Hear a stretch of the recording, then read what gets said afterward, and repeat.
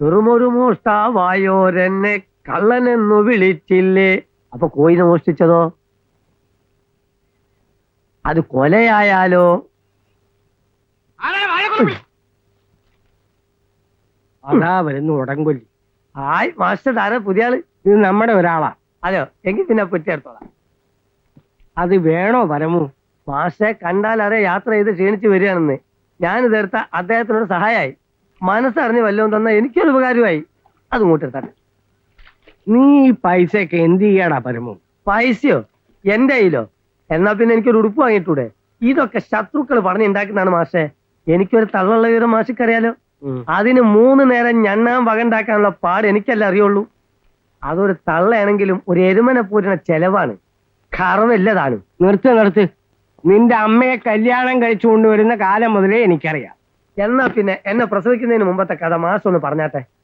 ആ എടുക്കു സേതുപട്ടി. അയ്യോ ഞാൻ എടുത്തോളാം. ഓ ഒരു ജന്മം തന്നെ.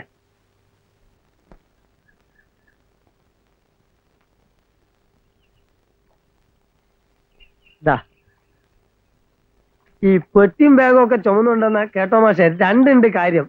കൂലി ഇദ്ദേഹം തരും, പിന്നെ ഈ കടുങ്കാപ്പി ഒരു ബോണസും. മാഷ് ഇവിടെ ഒറ്റയ്ക്കാണോ താമസം? ഒറ്റയ്ക്കല്ല, കുറെ പുസ്തകങ്ങളും ഉണ്ട് കൂട്ടിന്. എനിക്കൊരാൾക്ക് താമസിക്കാൻ ആ ഒരു മുറി മതി. ബാക്കിയുള്ള സ്ഥലം ഞാൻ ഒരു ലൈബ്രറി ആക്കി. പിന്നെ പെട്ടിയിലൊരു താമ്രപത്രം കിടപ്പുണ്ട്. ആ അതൊരു കാലം. ഇപ്പൊ മാസം കുറച്ച് പെൻഷൻ കിട്ടും. ഓ, എന്റെ ഒന്നും കാലത്ത് ഒരു സ്വാതന്ത്ര്യ സമരം വീണ് കിട്ടുന്നില്ലല്ലോ. താമ്രപത്രത്തിനാണോ? പത്രമൊക്കെ ആർക്ക് വേണം? അത് ദിവസവും വായിക്കണല്ലേ. ഒരു പെൻഷൻ കിട്ടുമല്ലോ. അമ്മയുടെ ഒക്കത്തിരിക്കുന്ന പ്രായത്തിലാണ് സേതുവിനെ ഞാൻ അവസാനമായി കണ്ടത്. അച്ഛന്റെ ജഡം ഏറ്റുവാങ്ങാൻ വന്നപ്പോ. അന്നൊക്കെ ജയിലിലും ലോക്കപ്പിലും കിടന്ന ഒരാൾ മരിച്ചാൽ ആര് ചോദിക്കാനാ? പരമേശ്വരൻ പിള്ളയുടെ അതേ ഛായ തന്നെ തനിക്കും. പക്ഷേ നിറം ഇത്ര വരില്ല. വെറുതെ അല്ല മാസ്റ്റർ പറഞ്ഞത് നമ്മളെ സ്വന്തം ആളാണെന്ന്. അത്രയ്ക്ക് അടുപ്പുണ്ട്. കുറച്ച് ദിവസത്തെ താമസേ ഉള്ളൂവെങ്കിൽ സേതുവിന് ഇവിടെ കൂടാമായി. അതല്ല മാഷെ, പഞ്ചാബിലേക്ക് ഇനി തിരിച്ചു പോകാൻ പറ്റില്ല.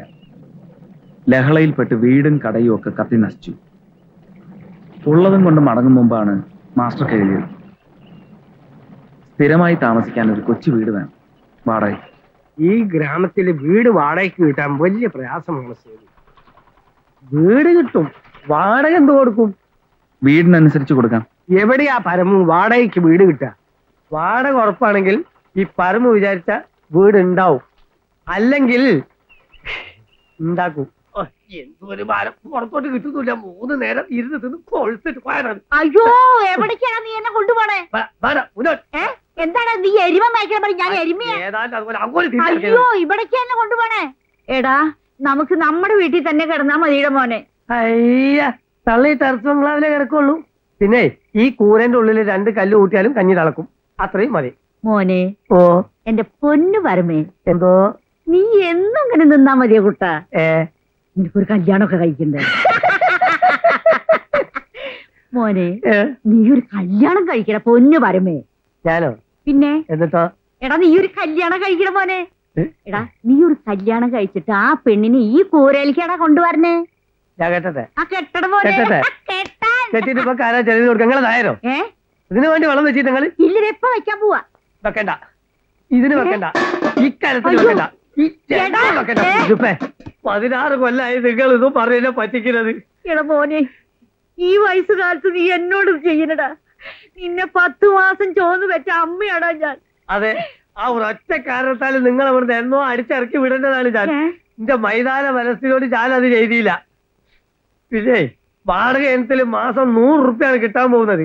ടെറസ് ബംഗ്ലാവിന്റെ മോഹം കൊണ്ട് ഇതെങ്ങാനും ഇടങ്കോലിട്ടാൽ തള്ള ചത്താ ഞാൻ കർമ്മം ചെയ്യൂല.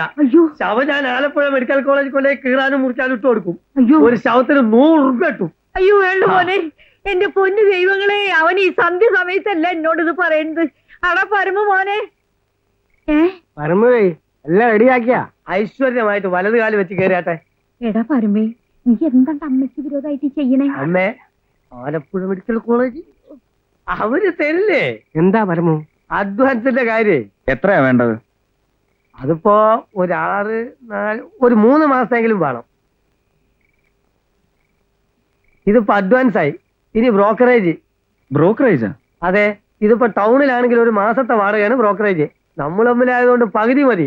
ഇത് ഞാൻ വെറുതെ പറയല്ല, മാഷോട് വെച്ച് നോക്കൂ, അങ്ങനെ നടപ്പില്ലേന്ന്. അതൊക്കെ നടപ്പുണ്ട്, പക്ഷെ ഇത് പരമുന്റെ വീടല്ലേ. മാഷെ, പള്ളി വേറെ പള്ളിക്കൂടം വേറെ. ബ്രോക്കറേജിന്റെ കാര്യത്തിൽ അമ്മ ഭയങ്കര സ്ട്രിക്റ്റാ. ഞാൻ ഈ കണ്ടോന്നല്ല കാര്യം, അമ്മയുടെ മുമ്പിൽ ഇല വിറക്കും പോലെ വിറക്കും ഞാൻ. ഇനി അത് വേണ്ട, ഞാൻ എടുത്തു വെച്ചോളാം.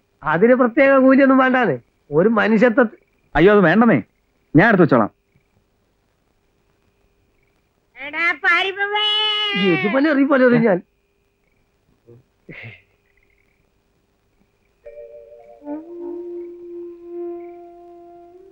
അമ്മ മരിച്ചിട്ടും 6 കൊല്ലം കൂടി ഞാൻ തറവാട്ടിൽ നിന്നു മാഷെ. പിന്നെ അതിൽ കൂടുതൽ സഹിക്കാൻ വയ്യാതായി നാട് വിട്ടു. മരിക്കുന്നതിന് മുമ്പ് അമ്മ പറഞ്ഞിരുന്നു, എല്ലാ വഴിയും മുട്ടിയാൽ മാഷ വന്ന് കാണാൻ. നാട് വിട്ടപ്പോ എന്തേ നേരെ ഇങ്ങോട്ട് വന്നില്ല?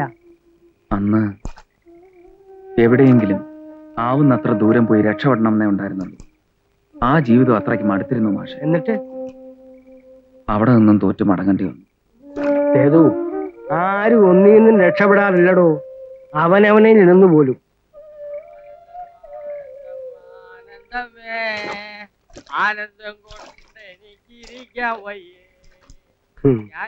അന്തപ്പായി കച്ചവടം കഴിഞ്ഞ് മടങ്ങുക. ഈ പാട്ടും വീറുമെല്ലാം പടിവാതിൽ വരെ കാണും. കെട്ടിയോടെ കണ്ടാൽ ഫ്യൂസ് ഊരിയ പോലെയാണ്. ഞാൻ വരട്ടെ സേതു, വർത്താനം പറഞ്ഞു നേരെ ഒരുപാടായി. ആ, പോയിക്കോ. ലോകത്തിൽ പല ഉള്ളൊരു ദേശമതേ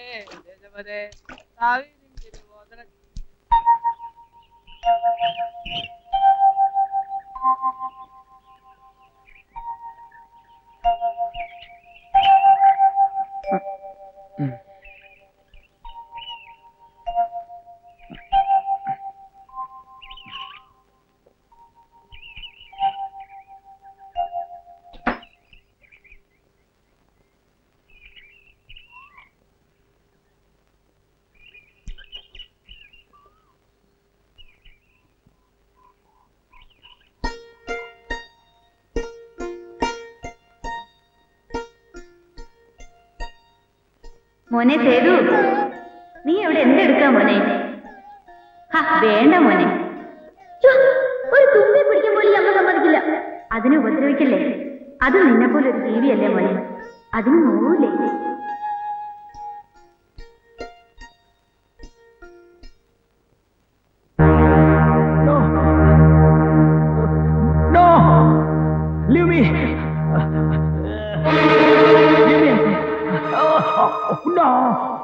You bastard!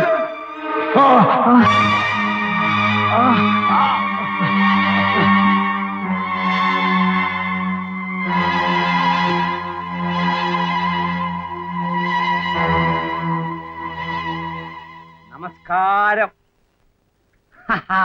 പഞ്ചാബിൽ ഹോട്ടൽ ബിസിനസ് ആയിരുന്നെന്ന് കുമാരൻ മാഷ് പറഞ്ഞിരുന്നു. എന്നാൽ ഹസ്തരേഖാജ്ഞാനം കൂടി ഉണ്ടെന്ന് ഇപ്പോഴാ മനസ്സിലായത്.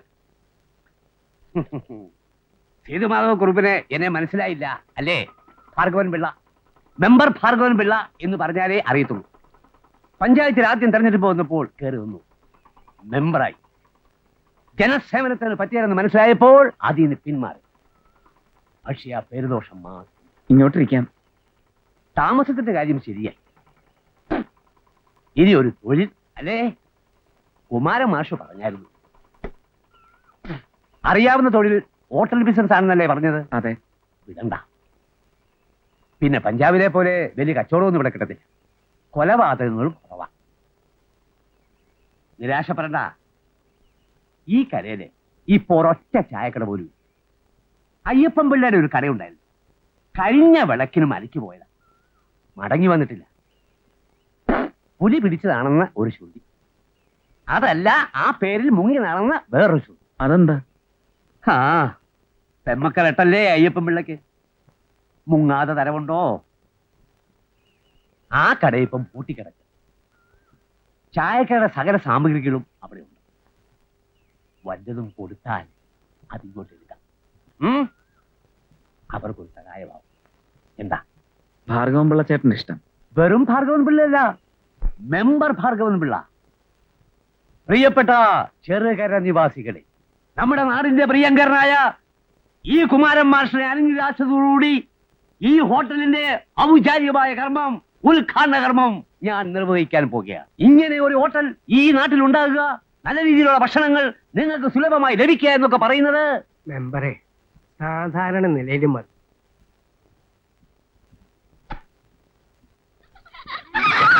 അയ്യോ ഭാഷകൾ മിണ്ടാതിരിക്കരുതില്ലേ.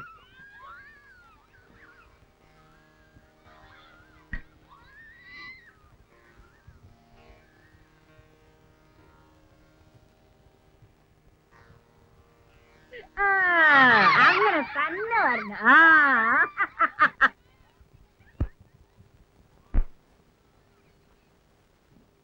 കൈ നീട്ടിക്ക്. ആ പൈസയാ വേണ്ട മാഷെ. വേണം വേണം. സർക്കാരും കച്ചവടവും ഒരുമിച്ച് നടക്കൂല. എനിക്കെന്ന് മാത്രമല്ല, ഇവന് വരെ കാശ് വാങ്ങിച്ചിട്ട് മതി എന്തും. ദിവസവും രാവിലെ പച്ചക്കറി ഇവിടെ എത്തിക്കുന്ന കാര്യം ഞാൻ ഏറ്റു. പിന്നെ രാവിലെയും വൈകിട്ടും പാല് ആലീസും കൊണ്ടുതരും. ഈ പച്ചക്കറി ഇതും പാലൊന്നും പറഞ്ഞ് ഈ പെട്ടിയിൽ വീഴുന്ന കാശൊക്കെ ഇയാൾ അങ്ങ് കൊണ്ടുപോലോ. അപ്പൊ എന്റെ വാടകയോ? എന്നാലും ഇയാൾ വല്ല ബാങ്ക് കുത്തിപ്പൊളിക്കാൻ പോ. ഇങ്ങനെ ഉണ്ടോ കാശിനോട് ഒരു ആർത്തി? എന്റെ കർത്താവേ, ഈ തള്ളെ സമ്മതിക്കണം. അങ്ങനെ പറയടാ.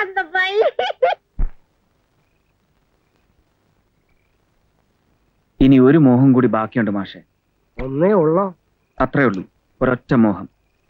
കോയിക്കല മാധവക്കുറുപ്പിന്റെ പ്രതാപത്തിന്റെ നേർക്ക് ഒന്ന് കാറിത്തുപ്പണം. 2 വാക്ക് പറയണം. എല്ലാവരുടെയും ആഗ്രഹം അതാണോ? അമ്മാവന്റെ മുഖത്ത് നോക്കി 2 വാക്ക് പറയാറാകുക. പക്ഷേ ഈശ്വരൻ ചോദിച്ചു കഴിഞ്ഞിടത്ത് തായിനി എന്തോ ചോദിക്കാനാ? അതെന്താ? വേണ്ടാന്ന് വെച്ച് പറയാതിരുന്നതാ. എന്തിന് പഴയ കാര്യങ്ങൾ ഓർമ്മിപ്പിക്കണം? മാധവക്കുറുപ്പിന്റെ പഴയ പ്രതാപമെല്ലാം തീർന്നതോ. കേസും വ്യവഹാരവുമായി എല്ലാം മുടിച്ചു. അതിനു മുമ്പേ മരുമകൻ ചെറുക്കൻ പെണ്ണിനെ കൊണ്ട് തറവാട്ട് സ്വത്ത് എഴുതി വാങ്ങിച്ചു. കേച്ചേരിയുടെ തായ് വഴിയല്ലേ കുട്ടിക്കൃഷ്ണൻ അറുത്ത കൈക്ക് ഉപ്പ് തേക്കാത്ത വർഗം. തറവാടും കൈവിട്ടോ? ഇവന്നേ 10,000 ഉറുപ്പ്യ കൂടുതൽ വില പറഞ്ഞപ്പോ ആലപ്പുഴക്കാരുണ്ട് ക്രിസ്ത്യാനിക്കവൻ മറച്ചു വിറ്റു. അമ്മയുടെ അസ്ഥിത്തറ അവിടെയായിരുന്നു. സേതു, വിധിയെ തടുക്കാൻ പറ്റൂല. തനിക്കറിയാമോ, മാധവക്കുറുപ്പ് ഇപ്പൊ അമ്പലത്തിലെ ഊട്ടുവരയിലാ കിടപ്പ്. കോടതി വരാന്തയിൽ സാക്ഷി ഒപ്പിടാൻ നിൽക്കും. വല്ലവരും കൊടുക്കുന്ന ദക്ഷിണ അത് മാത്രമാണ് ഇപ്പൊ ഏക വരുമാനം. വല്ലപ്പോഴും മകളെ കാണാൻ ഇതിലെ പോകുന്നത് കാണാം. അതും കുട്ടിക്കഷ്ണം ഇല്ലാത്ത സമയം നോക്കി. അതെന്താ? കേച്ചേരി താഴ്വഴിയുടെ ഗുണം അവൻ കണ്ടാൽ ആട്ടി ഇറക്കും. അതൊക്കെ മറന്നു കള ചെയ്തു. കൊഴിഞ്ഞു വീഴുന്ന ഇലയെല്ലാം വളമാകട്ടോ. ചായക്കടവും പച്ച പിടിപ്പിക്കും. എന്നിട്ട് ഇത് മണ്ണ് സ്വന്തമാക്കാൻ നോക്ക്. പിന്നെ ജീവിതത്തിലൊരു കൂട്ട്. ഞാൻ പോട്ടടോ. ഇനിയും താമസിച്ചാൽ ഈ വയസ്സുകാലത്ത് അക്കരെ പറ്റാൻ ഞാൻ തന്നെ തുഴയേണ്ടി വരും.